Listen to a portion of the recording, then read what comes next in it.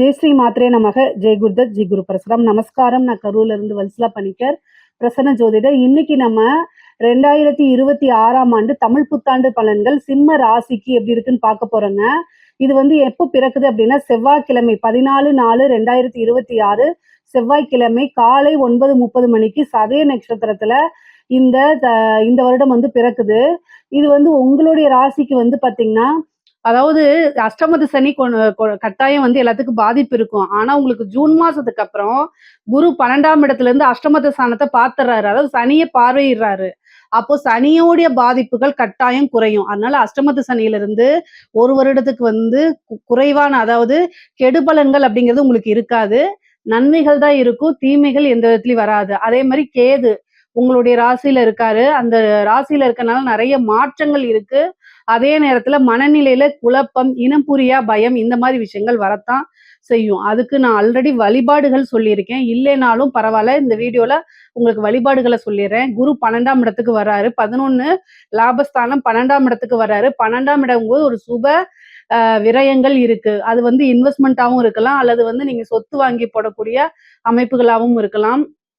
முக்கியமா நீங்க ஒரே ஒரு விஷயம், சிம்ம ராசிக்கு பெஸ்ட் பரிகாரம் அப்படின்னாலே பாசிட்டிவ் அப்ரிமேஷன்ஸை சொல்லி பார்த்துட்டே இருக்கணும். அதிகமா மெடிடேஷன் பண்ணுங்க. மனநிலை ரொம்ப குழப்பமாக இருக்கு அப்படின்னா எந்த ஒரு முடிவும் டக்கு டக்குன்னு எடுக்காம தள்ளி போட்டு எடுங்க. அல்லது உங்களுடைய நலம் விரும்பிகள், அதாவது உங்களுடைய வளர்ச்சியை பார்த்து சந்தோஷப்படுறாங்கல்ல, எந்தவித எதிர்பார்ப்புமே இல்லாம சந்தோஷப்படக்கூடிய நபர்கள் இருப்பாங்க இல்லையா, அவங்க கிட்ட டிஸ்கஸ் பண்ணி எடுங்க. உடனே டக்கு டக்குன்னு எடுத்தீங்க அப்படின்னா அது நீங்க நினைக்கிற மாதிரி கரெக்டான வேலை போகும் அப்படிங்கிறத சொல்ல முடியாது. ஏன்னா உங்களுடைய ராசியில கேது இருக்காரு. ஸோ இதெல்லாமே மனசுல வச்சுக்கிட்டு ஒவ்வொரு முடிவு எடுக்கும் போதும் சரி, கவனமாகவும் நீங்க பொறுமையாகவும் ஹேண்டில் பண்ணீங்கனாலே இந்த வருடம் உங்களுக்கு ரொம்ப பெரிய லெவல்ல சக்சஸ் கிடைச்சிரும். பொதுவா உங்க ராசிக்கு காசு பணம் வரும், தொழில் ரீதியா நிறைய அமைப்புகள் இருக்கு, நல்ல அமைப்புகள் இருக்கு. வளர்ச்சி அப்படிங்கிறது உறுதி செய்யப்பட்ட வருடமா தான் இது உங்களுக்கு இருக்குது. ஏன் அப்படின்னா சிம்ம ராசியை பொறுத்த வரைக்கும் நீங்க பங்க்சுவாலிட்டி ரொம்ப கீப் அப் பண்ணக்கூடியவங்களா இருப்பீங்க. ஒரு டைம் அப்படின்னா அந்த டைம் டு டைம் நம்ம இது பண்ணணும்.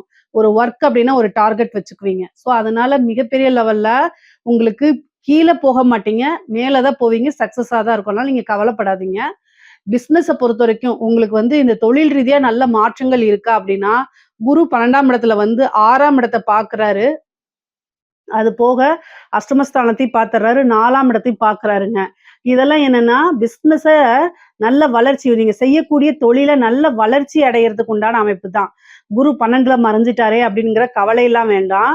என்ன அப்படின்னா பிசினஸ் நீங்க போகும்போது ஒரு விஷயத்துக்கு ஒரு ப்ராஜெக்ட் எடுத்துட்டு போறீங்க, இல்ல வேற ஏதாவது ஒரு கஸ்டமர்கிட்ட நீங்க கொண்டு போறீங்க அப்படின்னாலும் பொறுமையை ஹேண்டில் பண்ணணும். அவ்வளவுதான். குரு மறையும் போது கொஞ்சம் அந்த நிதான தன்மையை இழக்கிற மாதிரி கொண்டு வந்துரும். ஏன் அப்படின்னா உங்களுடைய ராசியில கேது இருக்காருங்க. இந்த கேது இருக்கும்போது என்ன அப்படின்னா நிதானத்தை இழக்கிற மாதிரி அமைப்புகள் நிறைய கொடுத்துருவாரு. பொதுவாவே பாத்தீங்கன்னா சந்திரன் மேல ராகு கேதுக்கள் போறது அவ்வளவு நல்ல பலன் கிடையாது. இருந்தாலும் நீங்க இவ்வளவு தூரம் சமாளிச்சு வந்திருக்கீங்க. இன்னும் ஒரு 6 மாத காலகட்டம் தான். அதுக்கப்புறம் உங்களுடைய ராசியில இருந்து கேது போயிடுவாரு. அதுக்கப்புறம் நல்லது. பொதுவா குரு உங்களுக்கு அதிசாரமா அக்டோபருக்கு மேல உங்களோட ராசிக்கு வரும்போது பல நன்மைகள், நீங்க எதிர்பார்க்காத ஒரு நன்மை, அதாவது விபரீத ராஜயோகம் சொல்லக்கூடிய அமைப்புகள் வருது உங்களுடைய ராசிக்கு. அதனால நிறைய நல்ல பலன்கள் இருக்கு. முக்கியமா பாத்தீங்கன்னா பொறுமையா ஹேண்டில் பண்ணணும். பிசினஸ் பொறுத்த வரைக்கும் நல்ல அமைப்புகள் இருக்குங்க. மிகப்பெரிய லெவல்ல வளர்ச்சி திடீர்னு ஒரு மாதம் 2 மாதத்துல எதிர்பார்த்திருக்கவே மாட்டீங்க. அது வரைக்கும் அப்படியே ரொம்ப ஸ்லோவா போயிட்டு இருக்கும். திடீர்னு அந்த குரு பலம் வருது இல்லைங்களா உங்களுக்கு, அந்த அக்டோபர் மாதம் அந்த டைம்ல பாத்தீங்கன்னா அக்டோபர், நவம்பர், டிசம்பர் இந்த காலகட்டங்கள்ல திடீர்னு ஒரு பெரிய ஆர்டர் கிடைக்கிறது, பெரிய லெவல்ல வருமானங்களை பாக்குறது, நல்ல லாபங்களை ஈட்டுறது, உற்பத்தி சார்ந்த தொழில்களுக்கு மிக பெரிய லெவல்ல பிரம்மாண்ட வளர்ச்சி அப்படின்னு சொல்லலாம். அது மட்டும் இல்லாம ஏற்றுமதி இறக்குமதி சார்ந்த தொழில்களும் திடீர்னு பூஸ்டப் ஆகும். அப்படியே டெட் ஸ்லோவா இருக்கும், திடீர்னு பூஸ்டப் ஆயிரும். அந்த மாதிரி அமைப்புகள்லாம் கண்டிப்பா இருக்கு. தொழிலை பொறுத்த வரைக்கும் உங்களுக்கு வளர்ச்சியானா கட்டாயம் வளர்ச்சி. குரு 6ஆம் இடத்தை பார்க்கிறாரு. ஒரு 2 மாத காலகட்டத்துக்கு பாத்தீங்கன்னா உங்க ராசியிலே வராரு. அது போக சனி அஷ்டமத்துல இருந்தாலும் கூட அவர் வந்து உங்களுக்கு 5ஆம் இடத்த பார்க்குறாரு. அதனால பெரிய லெவல்ல கெடுபலன்கள் உங்களுக்கு கிடையாது. அது போக உங்க ராசிக்கு நிவர்த்தி அதிபதியும் அவருதான். அதுக்கப்புறம் 10ஆம் இடத்தையும் பார்க்குறாரு. தொழிலுக்காக கடுமையா நீங்க உழைக்கிற மாரி வரும். தொழிலுக்காக எந்நேரமும் இரவு பகல் பாராம கடுமையா உழைக்கிற மாரி வரும். இப்ப நீங்க எப்பவுமே ரொம்ப ஹார்ட் ஒர்க் போட்டுட்டு இருந்தாலும், இன்னும் கொஞ்சம் கூடுதலான ஒர்க் போடுற மாரி சேர்த்தி சிரத்தையா எடுத்து பண்ற மாரி தான் இருக்கும். ஆனா, அது எல்லாமே வந்து பார்த்தீங்கன்னா, உங்களுக்கு அனுகூலமா தான் மாறும். எல்லாமே ஆதாயத்துல தான் முடியும். அலைச்சல்கள பார்க்காதீங்க. ஒரு ஒர்க் இருந்துச்சுன்னா, அத பெண்டிங் போடாதீங்க. இந்த மாரி விஷயங்கள்லாம் பார்த்துக்கிட்டே வாங்க. கட்டாயம் நல்ல லெவல்ல நீங்க டெவலப் ஆயிற முடியும். உத்தியோகத்துல இருக்கவங்களுக்கு, நீங்க வந்து அஷ்டமத்து சனி இருக்கு. குருபலம் வந்து குறைவாக இருக்கு. 10வதுக்கு கேது உங்களுடைய ராசியில இருக்கு. மனநிலைய பாதிக்கிறதுக்கு என்னென்ன விஷயங்கள்லாம் பண்ண முடியுமோ, அத்தனையுமே பண்ணும் இந்த உத்தியோகத்துல இருக்கக்கூடியவங்களுக்கு. அது எந்த உத்தியோகமாக இருந்தாலும் சரி. நீங்க ஒரு டீச்சரா இருக்கலாம், இல்ல வேற ஏதாவது ஒரு பேங்க் ஸ்டாஃபா இருக்கலாம். என்ன மாரி ஏ டூ இசட் என்ன ஒர்க்கா இருந்தாலும் சரி. கூடுதல் பணிச்சுமை அதிகமாக இருக்கும். உங்களுக்கு வரக்கூடிய இன்கிரிமென்ட்ட குடுக்கவே விடாது. எல்லாமே இந்த கேதுனால தான். நீங்க எல்லா பழியும் எடுத்து சனி மேல போடக்கூடாது. சனி வந்து நீங்க என்ன பண்றீங்களோ, அதுக்குண்டான பிரதிபலன அப்படியே குடுத்துருவாரு. ஸோ, அதனால எல்லா பழியுமே வந்து சனி மேல போடாம, கேதுக்கு உண்டான பரிகாரத்த செஞ்சுக்கங்க. அவருக்கு வந்து என்னன்னா, விநாயகர் வழிபாடு தான். உங்களுக்கு வந்து இந்த பலன் வந்து பார்த்தீங்கன்னா, எப்பவுமே கிடையாது. இன்னும் ஒரு 6 மாத காலகட்டங்கள் தான். அதுக்கப்புறம் வந்து பார்த்தீங்கன்னா, உங்களுக்கு வந்து இந்த கேது வந்து பெயர்ச்சியாயி போயிடுச்சுன்னா, உங்க ராசியிலிருந்து எந்த பாதிப்புமே உங்களுக்கு இல்ல. மெயினா மெடிடேஷன் பண்ணுங்க. பாசிட்டிவா அப்ரிமேஷன் சொல்லி பார்த்துக்கங்க.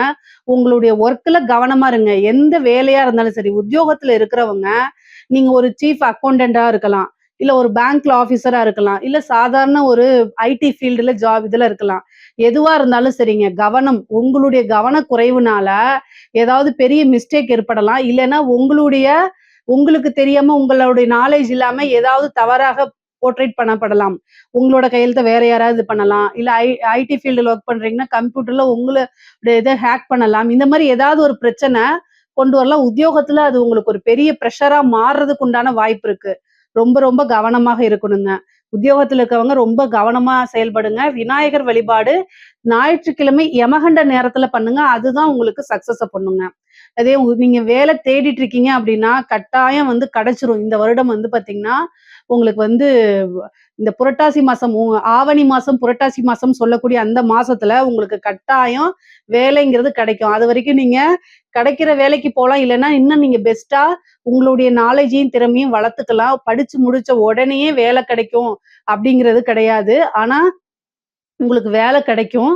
முக்கியமா வந்து பார்த்தீங்கன்னா, ஒரு வெளிநாடு போகக்கூடிய அமைப்புகள்லாம் இருக்கு. அது உத்தியோக ரீதியாவா இருந்தாலும் சரி, அல்லது வந்து நீங்க பார்க்கக்கூடிய தொழில் ரீதியாக இருந்தாலும் சரி, படிப்பு ரீதியாவா இருந்தாலும் சரி. குரு வந்து 12ஆம் இடத்துக்கு வராரு. அது கூட வந்து அஷ்டமஸ்தானத்தையும் பார்க்குறாரு, 4ஆம் இடத்தையும் பார்க்குறாரு. அப்போ பயணங்கள் பண்ணணும். வெளியூரு, வெளிமாநிலம், வெளிநாடுகளுக்கு செல்லக்கூடிய அமைப்புகள் இருக்கு. அது தொழில் ரீதியாகவும் இருக்கலாம், உத்தியோக ரீதியாவும் இருக்கலாம். சில பேருக்கு படிப்பு ரீதியாகவும் இருக்கலாம். அதனால அலைச்சல நீங்க பார்க்காதீங்க. அந்த அலைச்சல் எல்லாம் உங்களுக்கு ஆதாயமாவும், அனுகூலமாகவும் தான் மாறும். இந்த உத்தியோகத்துல இருக்கவங்களுக்கும், தொழில்ல இருக்கவங்களுக்கும் சில சிறப்பான பரிகாரங்கள் நான் சொல்லியிருக்கேன். அத நீங்க பண்ணுங்க. கட்டாயம் நல்லபடியாயிரும். அதே மாரி படிக்கக்கூடியவங்களுக்கு படிப்புல கட்டாயம் கவனம் தேவை. 4ஆம் இடத்த குரு பாக்குது. அது ஒரு நன்மை தான். ஆனாலும் உங்களுடைய ராசியில கேது இருக்கனால மறதிகள் வரும். அதனால ஹயக்ரீவர் வழிபாடு பண்ணுங்க. ஹயக்ரீவர் வழிபாடு, ஹயக்ரீவர் ஸ்லோகங்கள் சொல்லுங்க. சரஸ்வதி தேவி வழிபாடெல்லாம் பண்ணிக்கங்க. ஆனா உங்களுக்கு இந்த 10த் முடிச்சுட்டு +2ல என்ன குரூப் எடுக்கிறது? +2 முடிச்சுட்டு அடுத்தது ஹையர் ஸ்டடீஸ்க்கு என்ன போறது? அப்படின்னு கன்ஃப்யூஸ் வரும்.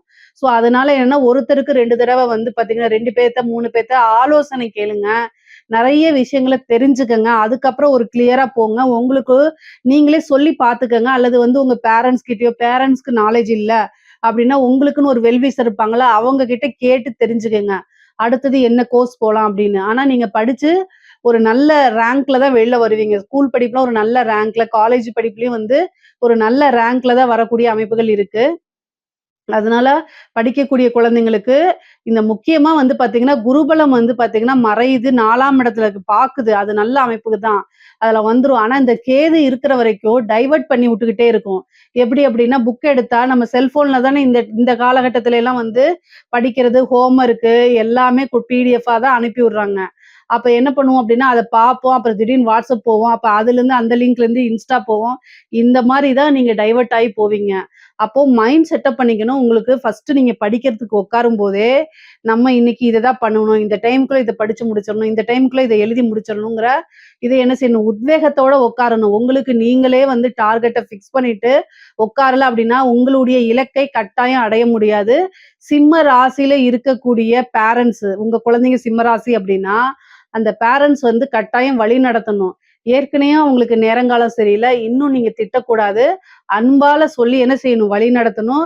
வேற ஏதாவது பார்க்குறாங்க அப்படின்னா, பொறுமையா ஹேண்டில் பண்ண பழகிக்கங்க. இந்த காலகட்டத்தில அதிகமா நீங்க திட்டுனீங்க அப்படின்னா, அவங்க வேற வேற படிச்சாலும் இன்னும் படிக்கலைனாலும் இதே தான் சொல்றாங்க. அதுக்கு நம்மளோட இஷ்டத்துக்கே இருந்துருவான்னு சொல்லிருவாங்க. அதனால பொறுமையா ஒவ்வொரு விஷயத்தையும் புரியிற மாரி எடுத்து சொல்லுங்க. கட்டாயம் மாறிருவாங்க.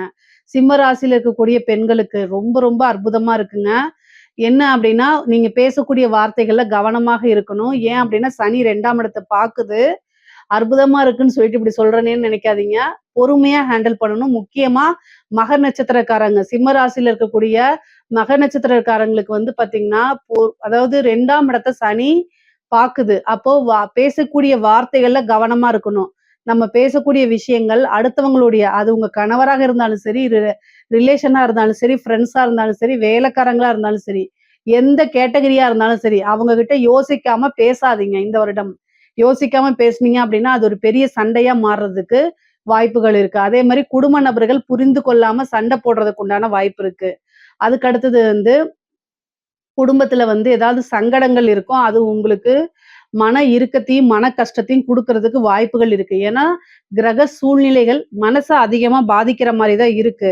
இது வந்து பொதுவா நான் என்ன சொல்றேன் அப்டின்னா, அட்ஜஸ்ட்மென்ட் அப்டிங்கக்கூடிய ஒரு விஷயத்த நீங்க கடந்து வந்து தான் ஆகணும். அத நீங்க வந்து வேற வழி கிடையாது. உங்களை திட்டுவாங்க. அது மனசு கஷ்டமா இருக்கும். வேற வழி கிடையாது. நீங்க உங்க ஃபேமிலிக்காக, உங்க கணவருக்காக, குழந்தைங்களுக்காக வாழ்ந்து தான் ஆகணும். அதனால க கெட்ட விஷயங்கள் எல்லாத்தையும் கிராஸ் பண்ணி வ வ வந்து பழகிக்கங்க. பொதுவாவே நீங்க என்னைய வந்து என்ன நெனச்சாலும் சரி, சிம்ம ராசியில மக நட்சத்திரக்காரங்களுக்கு அதாவது அட்ஜஸ்ட்மென்ட் அப்படிங்கக்கூடிய இது வந்து ரொம்ப ரொம்ப குறைவு. அட்ஜஸ்ட் பண்ணி போமாட்டாங்க. தான் சொல்றது தான் நடக்கணும்னு நினைப்பாங்க. உங்களுடைய குவாலிட்டீஸ மாத்திக்கும் பட்சத்தில், கிரகங்களும் அதுக்கு தகுந்த மாரி வேலை செய்யும். 9 நவகிரகங்களும் வந்து அவங்கவங்களுக்கு ஒரே மாரி பார்த்தீங்கன்னா, ஒரே டைம்ல ஒரே குழந்தைகள் பொறந்தாலும், வேற வேற மாரி பலன்கள் இருக்கிறதுக்கு காரணம் என்னன்னா, கிரகங்கள் நம்மளுடைய எண்ண ஓட்டத்துக்கு தகுந்த மாரி தான் என்ன செய்யும்? வேலை செய்யும். ஓகேங்களா? அதே மாதிரி நமக்கு எது இஷ்டமோ, நமக்கு எது பிடிக்குமோ, அதுல தான் அது கை வைக்கும். ஏன்னா ஒருத்தருக்கு ஹெல்த் இஷ்யூ ஒருத்தர் வந்து நெனைக்கிறாரு, நான் பரிபூரணமா நல்ல ஆரோக்கியமா இருந்தா போதும்னு நெனைக்கிறாரு.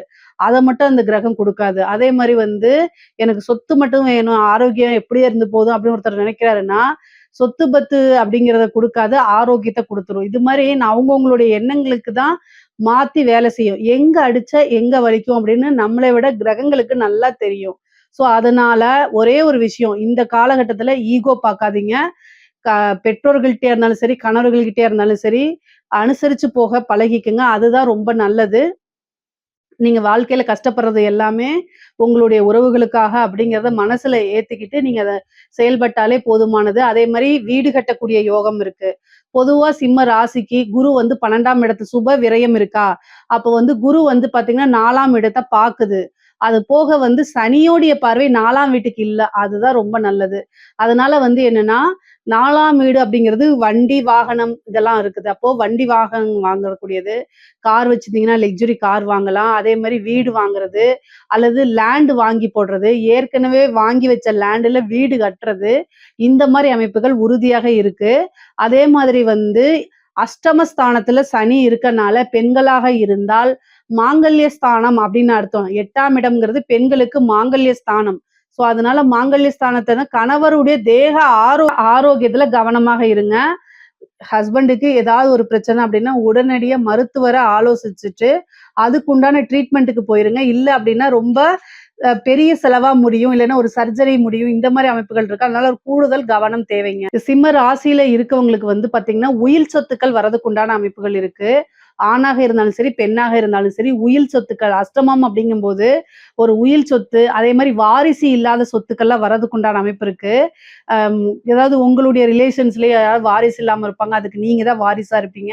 ஸோ அந்த சொத்து உங்களுக்கு வரதுக்கு உண்டான அமைப்பு இருக்கு. அதே மாரி பூர்வீகத்துல வில்லங்கமா இருக்கும் பார்த்தீங்களா? ஒரு சொத்து இருக்கும். அதுல வில்லங்கங்க இருக்கும். ஆனா அது பூர்வீக சொத்தா உங்களுக்கு இருக்கும்.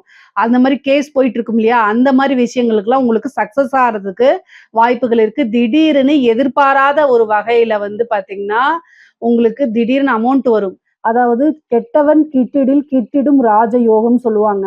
அது மாதிரிதான் உங்களுக்கு சனி அஷ்டமத்துல இருந்து 2ஆம் இடத்த பாக்குறதுனால என்ன ஆகும் அப்படின்னா, திடீர்னு ஒரு விபரீத ராஜயோகம், பெரிய லெவல்ல இன்கம் அப்படிங்கிறது வரும்.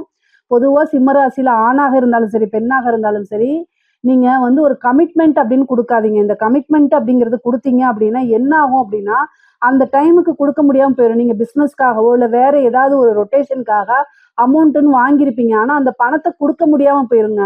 அதனால டேட்டுன்னு சொல்லாதீங்க. நீங்க உடனே சொல்லுவீங்க, ஒரு பிசினஸுக்கு கடன் கேட்டாலே இந்த டைம்ல நான் குடுக்குறேன்னு சொன்னா தான் எனக்கு அமௌண்ட்டே குடுக்குறாங்க அப்படின்னா, இந்த மாரி குடுத்துறேன் 1 வாரத்துல குடுத்துறேன் 10 நாள் அந்த மாரி ஒரு ஒரு டேட்ட மட்டும் மென்ஷன் பண்ணாம அப்படி சொல்லுங்க. அப்பதான் வந்து நீங்க ரொட்டேஷனுக்கு உங்களுக்கு கரெக்ட்டா இருக்கும். இல்ல அப்படின்னா, சனி வந்து 2ஆம் இடத்த பார்க்கறனால நம்ம வாக்கு குடுக்கும்போது அந்த வாக்க காப்பாத்தக் கூடாது அப்படிங்கிறதுக்காக நெறைய விஷயத்த பண்ணுவாரு. ஸோ இதெல்லாம் தான் கெட்ட பேரு, அவப்பேறுகள சந்திக்கிற மாரி இருக்கும். தேவையில்லாத அவமானங்கள சந்திக்கிற மாரி இருக்கும். தொழில்ல வந்து ஒரு தடை, ஒரு தாமதம் உறுதியாக உண்டு. ஆனா அதுல டெவலப் ஆயிருவீங்க, சக்சஸ் பண்ணிருவீங்க. அதே மாரி வண்டி வாகனங்கள்ல போகும்போது ரொம்ப கூடுதலான கவனம் தேவை. உங்களுக்கு வந்து திடீர்னு புத்திர பாக்கியம் வர்றதுக்கு உண்டான அமைப்புகள் இருக்கு. ஏன்னா, சனியோடைய பார்வை 5ஆம் இடத்துக்கு இருக்கு. ரொம்ப நாளா குழந்தை இல்ல அப்படின்னா, இந்த டைம்ல கட்டாயம் நீங்க ட்ரை பண்ணுங்க. இந்த வருடம் புத்திர பாக்கியம் இருக்கு. அது போக உங்களுடைய ராசியிலேயே கேது இருக்கனால, இந்த செயற்கை முறை கருத்தரிப்பு குழந்தைகள் இதுக்கெல்லாம் வந்து பார்த்தீங்கன்னா, புத்திர பாக்கியம் ஈஸியா கிடைச்சிரும். குலதெய்வ வழிபாடு பண்ணுங்க. முக்கியமா வந்து பார்த்தீங்கன்னா, இந்த புரட்டாசி மாசம், பங்குனி மாசம் இந்த காலகட்டங்கள்ல, அது கூட வைகாசி மாசம் இந்த காலகட்டங்கள் எல்லாம் வந்து குலதெய்வ வழிபாடு பண்ணீங்கன்னா, உங்களுக்கு திடீர்னு ஒரு அதிர்ஷ்டம் கிடைக்கும். எந்த கஷ்டங்களா இருந்தாலும் சரி, அத தாங்கிட்டு அடுத்த லெவலுக்கு போறதுக்கு சக்தி கிடைக்கும். நமக்கு எதுவா இருந்தாலும் சரி, ஃபர்ஸ்ட்டு எனர்ஜி தான் வேணும். அதே மாரி உங்களுடைய ராசிக்கு அஷ்டமத்துல சனி இருக்கனால, ஹெல்த்த கட்டாயம் பார்த்துக்கணும். நல்லா இருப்பீங்க. திடீர்னு முட்டு வலி, எலும்பு வலி இந்த மாரிலாம் சொல்லுவீங்க. மூட்டுக்கு மூட்டு வலிக்கும் பார்த்தீங்களா? அந்த மாரி வலி வரத்துக்கோ, அல்லது வந்து உங்களுடைய பிளட்ல வந்து பார்த்தீங்கன்னா, ஹெச்பி லெவல் ரொம்ப லோவாயிடும். எதிர்ப்பு சக்தி, நோய் எதிர்ப்பு சக்தியே இருக்காது. அந்த மாரி குடுத்துரும். ஏன் அப்டின்னா, ஆல்ரெடி உங்களுடைய ராசியில கேது இருக்காருல்ல, 7ல ராகு இருக்குது. நீங்களே டென்ஷனா இருப்பீங்க, டிப்ரஷனா இருப்பீங்க. ஆப்போசிட்ல வரவங்களும் உங்க ஃப்ரெண்ட்ஸா இருக்கலாம், அல்லது வேற யாராவது இருக்கலாம், ஹஸ்பண்டா இருக்கலாம், ஒய்ஃபா இருக்கலாம். அவங்களும் வந்து பத்தாததுக்கு டென்ஷன ஏற்படுத்தி விடுறதுனால, மூளை அதிகமா செயல்படுறதுனாலயே என்ன ஆகும் அப்டின்னா, உங்களுக்கு ரொம்ப டயர்ட் ஆயிரும். அந்த டயர்டுல சரியான உணவு பழக்கங்கள் எடுக்க முடியாம போயிடும். இதனாலேயே உடல்நிலை பாதிப்பா இருக்கும். ஸோ நீங்க என்னன்னா பிசினஸ் வேற, நம்மளுடைய ஆக்டிவ் வேற, ப ஒர்க் வேற இது மாரி தனித்தனியா பிரிச்சு வச்சுட்டு, நம்மளுடைய ஹெல்த் நமக்கு ரொம்ப முக்கியம். சுவர் இருந்தா தான் சித்திரம் வரைய முடியும். அப்படிங்கிற ஒரு கான்செப்ட்ட மனசுல ஆழமா பதிய வச்சுட்டு நீங்க நடந்துக்கிட்டீங்கன்னா, உங்களுக்கு மருத்துவ செலவே இல்ல. குரு 12ல வந்து மருத்துவ செலவையும் குடுப்பாரு. சுப விரயமா பண்ணிட்டீங்கன்னா மருத்துவ செலவு இல்ல. பொதுவாவே வந்து பார்த்தீங்கன்னா, இந்த திருமணத்த பொறுத்தவரைக்கும், உங்களுக்கு திருமணம் இந்த வருடம் வந்து திருமணம் இருக்கான்னா, 7ல ராகு மட்டும் தான் இருக்குது. அதுக்கு குருவோடைய பார்வை கிடையாது. இந்த ஜூன் மாசம் வரைக்கும் தான் குரு பார்வை இருக்கு. அதுக்கப்புறம் வந்து அக்டோபர் அந்த 1 மாதம் இருக்கு. இதுக்கு இடையில வந்து பெருசா குருபலம் கிடையாது. சனியும் அஷ்டமத்துல இருக்கனால, உங்களுடைய ஜாதகத்துல 7ஆம் அதிபதியோடைய திசா, புத்திகள் இந்த மாரி இருக்குது அப்டின்னா, நீங்க தாராளமா மேரேஜ் பண்ணிக்கலாம். அப்படி இல்ல அப்படின்னா, நீங்க இந்த அக்டோபர் மாத காலகட்டம் இருக்குல்ல, ஆவணி மாதம், அந்த புரட்டாசி மாசம்னு சொல்லக்கூடிய அந்த இந்த டிசம்பர் வரைக்கும், ஐப்பசி வரைக்கும் வந்து பார்த்தீங்கன்னா, அந்த குரு பலம்ங்கிறது 1 1/2 மாசத்துக்கு இருக்கு. அதுக்கப்புறம் கிடையாது. அந்த டைம்ல நீங்க மேரேஜ் எடுத்துக்கலாம். குருபலம் இருக்கும்போது பண்ணா, நல்ல சுபிக்ஷமான வாழ்க்கை அமையும். அதுக்காகத்தான் திருமணம் அப்படிங்கும்போது குருபலம் இருக்கா அப்படிங்கிறத பார்க்கிறோம். கலைத்துறை சார்ந்தவங்களுக்கு, இந்த சிம்ம ராசியில இருக்கக்கூடியவங்கள்ல, கலைத்துறை சார்ந்தவங்களுக்கு நல்ல பப்ளிசிட்டி கிடைக்கும். அது நெகட்டிவோ, பாசிட்டிவோ ரொம்ப நல்ல அமைப்புகள் இருக்கு. மிகப்பெரிய லெவல்ல யோகம் இருக்கு. கரெக்ட்டா நீங்க யூஸ் பண்ணிக்கங்க.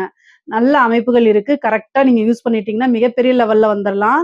நெகட்டிவா போர்ட்ரேட் ஆனாலும் சரி, பாசிட்டிவா போர்ட்ரேட் ஆனாலும் சரி, நீங்க வந்து நீங்க போய் மக்கள் கிட்ட ரீச் ஆகணும் அப்படிங்கிற ஒரு விஷயத்த மட்டும் நீங்க உங்களுடைய இதுல மைண்ட்ல இருந்துச்சு அப்படின்னா, ஈஸியா ரீச் ஆயிருவீங்க.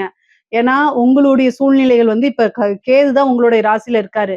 கேது தான் கலைக்கே அதிபதியா இருக்காரு. அதனால உங்களுக்கு நல்ல அமைப்புகள் இருக்கு. காசு, பணம் சம்பாரிக்கக்கூடிய அமைப்புகள் இருக்கு. வரக்கூடிய வாய்ப்புகள யூஸ் பண்ணிக்கங்க. வெளிநாடுகளுக்கு செல்லக்கூடிய அமைப்புகள்லாம் இருக்கு. இத கரெக்ட்டா யூஸ் பண்ணிட்டீங்க அப்டின்னா, மிகப்பெரிய லெவல்ல பணம் சம்பாரிச்சிரலாம்.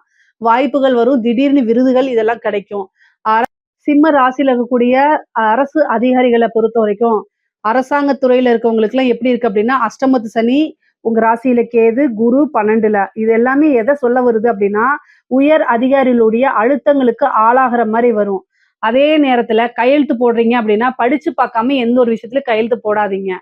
ஏன் கையெழுத்து போடுறோம்? இதோடைய பின்விளைவு என்ன வரும்? அப்படிங்கிறது உங்க மனசுக்கே தெரியும் இல்லையா? இதனால நமக்கு ஃபியூச்சர்ல பிரச்சனைகள் வரும். இந்த மாரி விஷயங்கள கவனமா இருக்கணும். உயர் அதிகாரிகள் சொல்றாங்கன்ட்டு நீங்க போய் லஞ்சம் வாங்குனீங்கன்னா கட்டாயம் மாட்டிக்குவாங்க. அதுக்கப்புறம் யாரு இந்த விஷயத்த சொன்னாங்களோ அவங்க நான் இல்லப்பான்னு போயிருவாங்க. நீங்க மாட்டிக்குவீங்க. லஞ்ச லாவண்யங்கள்ல ஈடுபடாதீங்க தயவு செய்து. ஆனா திடீர்னு ஒரு விபரீத ராஜயோகம் இருக்கு. அஷ்டமத்து சனி எல்லா விஷயங்களும் செய்யாது. இந்த ராகு கேது பேச்சு டிசம்பருக்கு அப்புறம் குரு வந்து உங்களுடைய இதுக்கு வரும்போது 4ஆம் இடத்த பார்ப்பாரு.